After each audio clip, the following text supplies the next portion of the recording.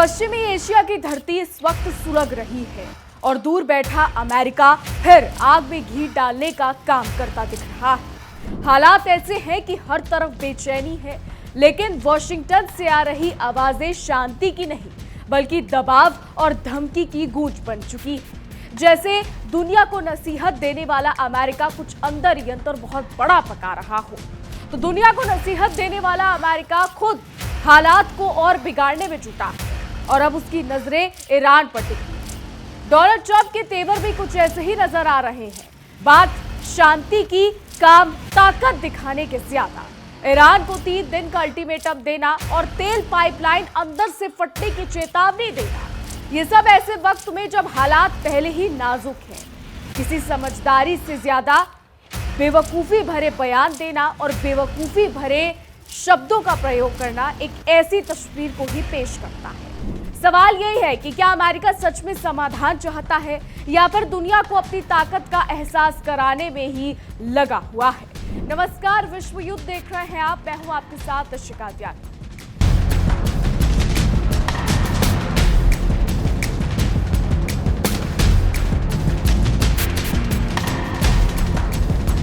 तो पश्चिमी एशिया एक बार फिर बारूद के ढेर पर बैठा नजर आ रहा है। हालात इतने नाजुक हो चुके हैं कि छोटी सी चिंगारी भी बड़े विस्फोट में बदल सकती है। दुनिया की नजरें इस वक्त इसी इलाके पर टिकी हैं, जहां हर बयान, हर कदम और हर रणनीति आने वाले समय की दिशा तय कर सकती है। इसी बीच अमेरिका के राष्ट्रपति डोनाल्ड ट्रंप का बयान इस आग में घी डालने जैसा साबित हुआ है, जिसने तनाव को और भड़का दिया है। ट्रंप ने ईरान को सीधे तौर पर चेतावनी देते हुए कहा है कि अगर 3 दिनों के भीतर युद्ध विराम पर सहमति नहीं बनी तो ईरान की तेल पाइपलाइन सिस्टम अंदर से फट सकती है। उनका यह बयान सिर्फ एक चेतावनी नहीं है बल्कि एक तरीके का दबाव बनाने की कोशिश भी माना जा रहा है। वैश्विक राजनीति में ऐसे बयान अक्सर तूफान से पहले की खामोशी को तोड़ देते हैं और हालात को और ज्यादा पेचीदा बना देते हैं।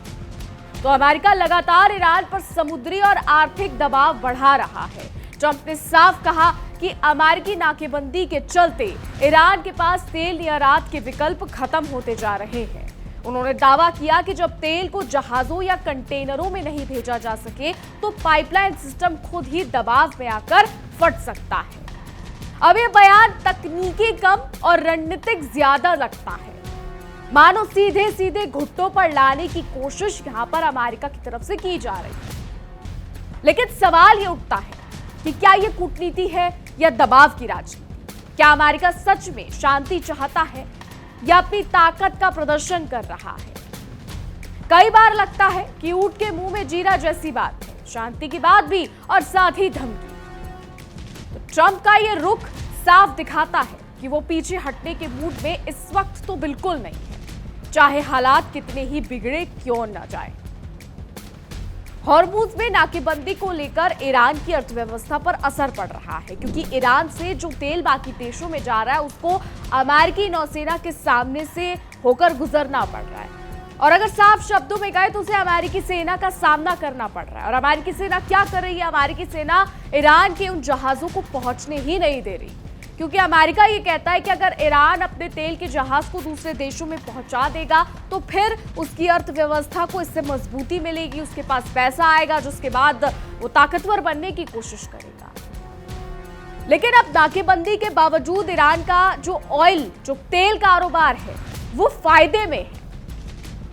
अब आप ये सोचेंगे कि भाई नाकेबंदी हो रही है जब कंटेनर और जहाज आगे जा ही नहीं पा रहे, जब अमेरिकी सेना उन्हें आगे जाने ही नहीं दे रही है, तो फिर किस तरीके से ईरान को फायदा हो रहा है? ये बड़ा सवाल है और हर किसी के मन में आएगा। तो अब इसी को बेहतर तरीके से समझने के लिए मेरे सहयोगी विवेक के पास चलते हैं और विवेक से जानते हैं कि किस तरीके से ईरान को अपने तेल कारोबार में नाकेबंदी के बावजूद फायदा मिल रहा है। क्या है मामला, विस्तार से समझने के लिए देखिए।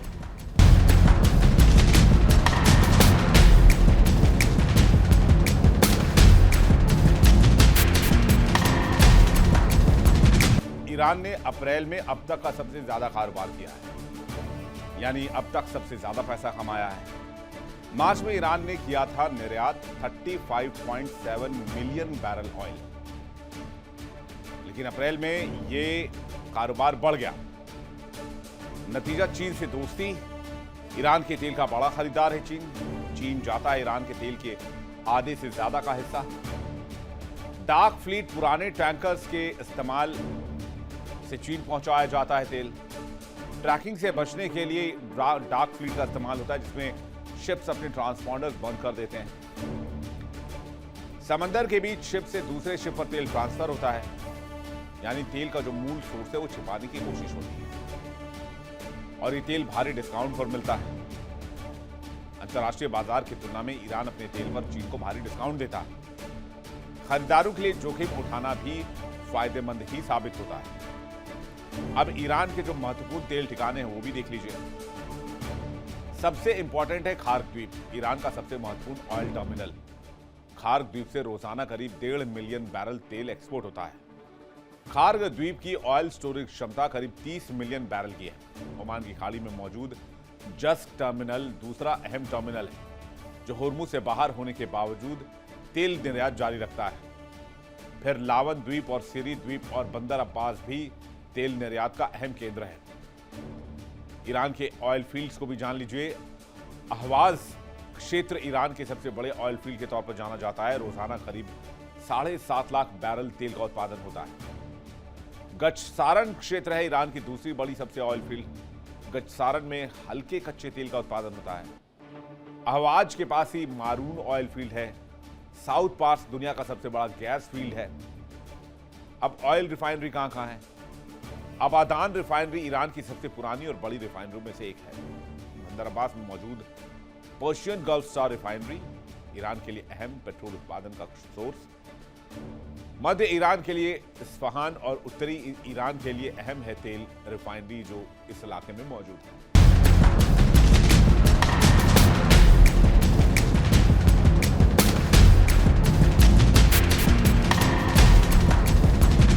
धन्यवाद विवेक आपका। तो अब इस पूरे घटनाक्रम के बीच ईरान के विदेश मंत्री अब्बास अरागची लगातार कूटनीतिक दौरे कर रहे हैं। जी हां, ओमान की यात्रा के बाद वो इस्लामाबाद पहुंचे और अब रूस की ओर रुख कर चुके हैं, जहां उनकी मुलाकात राष्ट्रपति पुतिन से हो सकती है। ये दौरे इस बात का संकेत है कि ईरान हर संभव रास्ता तलाश रहा है ताकि स्थिति को संभाला जा सके। रिपोर्ट्स के मुताबिक अरागची ने पाकिस्तान के जरिए अमेरिका तक लिखित संदेश भी पहुंचाए हैं। इन संदेशों में परमाणु मुद्दे और हॉर्मुज जलडमरू मध्य जैसे अहम विषय शामिल हैं।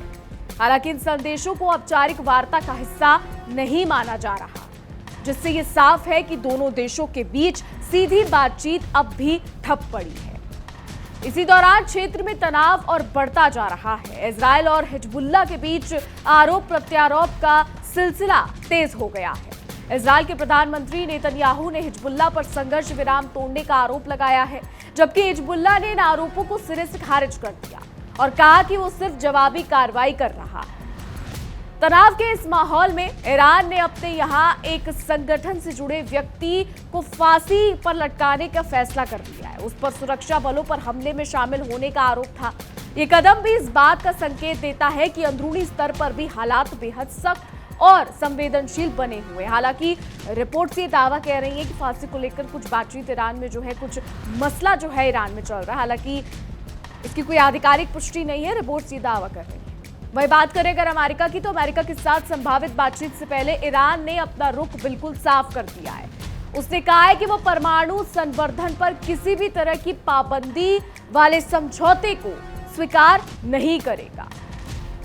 रिपोर्ट्स के मुताबिक तेहरान अब बातचीत को सीमित रखते हुए सिर्फ युद्ध खत्म करने, स्ट्रेट ऑफ हॉर्मुज नुकसान की भरपाई, प्रतिबंधों में राहत और नौसैनिक नाकेबंदी हटाने जैसे मुद्दों पर चर्चा करना चाहता है। यानी अमेरिका का जो सपना था ईरान से उसके न्यूक्लियर कार्यक्रम को बंद करवाना, वो अब कहीं ना कहीं टूटता नजर आ रहा है, क्योंकि ईरान ये साफ कर चुका है कि अब बात सिर्फ इन मुद्दों पर होगी, ना कि न्यूक्लियर संवर्धन के मुद्दों पर। रिपोर्ट्स के अनुसार इस्लामाबाद में होने वाली अगली वार्ता में परमाणु कार्यक्रम को शामिल नहीं किया जाएगा। इसे बाद के लिए टाल दिया गया है। यानी फिलहाल प्राथमिकता युद्ध और आर्थिक दबाव को खत्म करने पर है, जिससे हालात कुछ हद तक सामान्य हो सके। और इसी बीच एक नई कूटनीतिक पहल सामने आई है। ईरान ने अमेरिका को शांति समझौते के लिए नया प्रस्ताव भेजा है, जिसमें हॉर्मूज को खोलने और युद्ध खत्म करने की बात कही गई है। इस प्रस्ताव में यह भी सुझाव दिया गया है कि परमाणु मुद्दे को फिलहाल टाल दिया जाए और पहले मौजूदा संकट को खत्म किया जाए। यह प्रस्ताव पाकिस्तान के जरिए अमेरिका तक पहुंचाया गया है। इसमें कहा गया है कि पहले समुद्री नाकेबंदी हटाई जाए और युद्ध को लंबे समय के लिए रोका जाए या पूरी तरीके से खत्म किया जाए। इसके बाद ही परमाणु कार्यक्रम पर बातचीत शुरू की जाए। अब ये एक तरह से सांप भी मर जाए और लाठी भी न टूटे वाली रणनीति लगती है। हालांकि अमेरिका का रुख अब भी सख्त बना हुआ है। व्हाइट हाउस ने इस प्रस्ताव पर कोई स्पष्ट प्रतिक्रिया नहीं दी है। आपको बता दें कि व्हाइट हाउस के प्रवक्ता ने कहा है कि अब कोई भी समझौता तभी होगा जब वो अमेरिकी हितों के अनुकूल होगा। तो एक तरफ तो हॉर्मूज में नाकेबंदी और दूसरी तरफ ईरान का ये प्रस्ताव अमेरिका के सर में दर्द कर रहा है। लेकिन क्या आप जानते हैं कि अमेरिका को नाकेबंदी से फायदा हो रहा है? ईरान का तो पता नहीं, लेकिन अमेरिका को भी फायदा इस नाकेबंदी से बहुत ज्यादा हो रहा है। किस तरीके से क्या है मामला, बेहतर तरीके से समझने के लिए विवेक के पास चलते हैं और विवेक से जानते हैं। देखिए,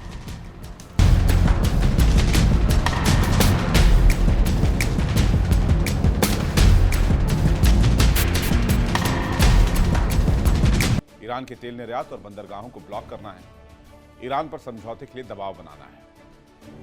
दुनिया के सबसे अहम तेल मार्ग पर यूएस की सैन्य और रणनीतिक पकड़ मजबूत हो गई है। समझौते के दौरान अपनी स्थिति अब मजबूत करने की कोशिश कर रहा है अमेरिका। घरेलू ऊर्जा उद्योग को फायदा होगा, तेल की कीमतें बढ़ने से अमेरिकी तेल कंपनियों को फायदा होगा, वैश्विक स्तर पर बढ़ी हुई कीमतें मिलने से अमेरिका को लाभ होगा। ईरान की नौसैनिक और आर्थिक शक्ति को सीमित करेगा अमेरिका। इसराइल और खाड़ी में मौजूद सहयोगियों को भरोसा जो है वो कायम रख पाएगा अमेरिका।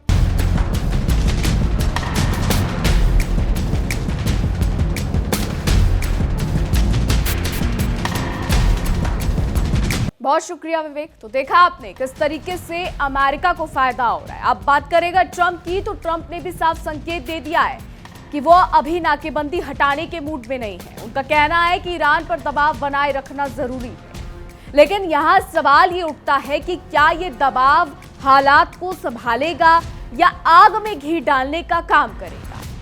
कई बार ऐसा लगता है कि अमेरिका खुद ही हालात को उलझा रहा है। कुल मिलाकर पश्चिमी एशिया में हालात बेहद नाजुक मोड़ पर पहुंच चुके हैं। एक तरफ कूटनीतिक कोशिशें जारी है, तो दूसरी तरफ सख्त बयानबाजी और रणनीतिक दबाव भी जारी है। हर कदम सोच समझकर उठाने की जरूरत है, क्योंकि जरा सी चूक बड़े संकट में बदल सकती है। अब देखना यह होगा कि क्या ईरान का यह नया प्रस्ताव किसी समाधान की राह खोलता है या अमेरिका की सख्त नीति के चलते टकराव को और बढ़ाता है।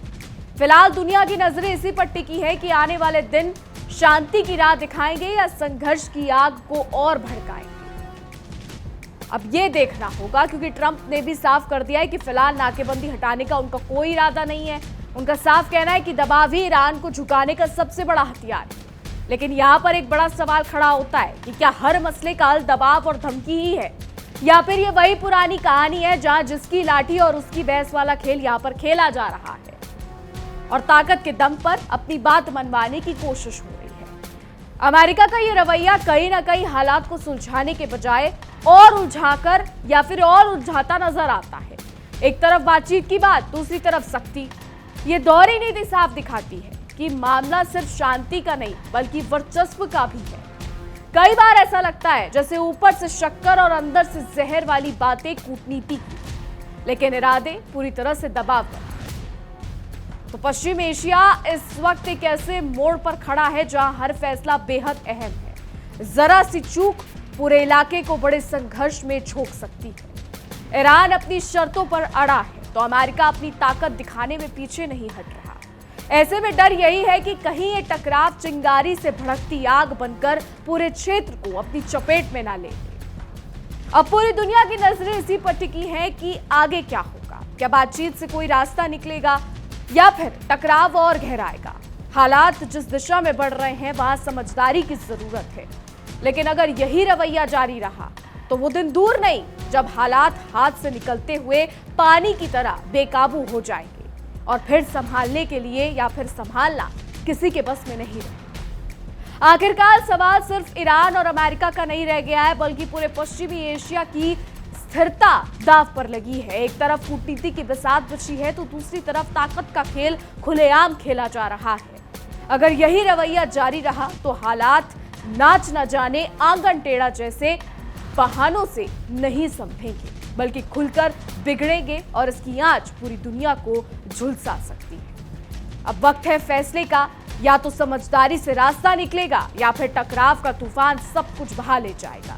दुनिया देख रही है कि कौन आग बुझाता है और कौन चिंगारी को हवा देता है, क्योंकि अगर हालात ऐसे ही रहे तो ये कहानी कहीं अब पछताए होत क्या जब चिड़िया चुग गई खेत में ना बदल जाए, जहां मौका हाथ से निकल जाए और सिर्फ नुकसान ही साथ। तो अब आखिरकार ये पूरा मामला सिर्फ दो देशों के बीच की तनातनी भर नहीं रह गया है, बल्कि ये उस सोच का आईना बन चुका है जहां ताकत के दम पर फैसले थोपने की कोशिश की जाती है। एक तरफ ईरान अपने हितों और संप्रभुता की बात कर रहा है तो दूसरी तरफ अमेरिका अपनी शर्तों को ही अंतिम सच मानकर चल रहा है।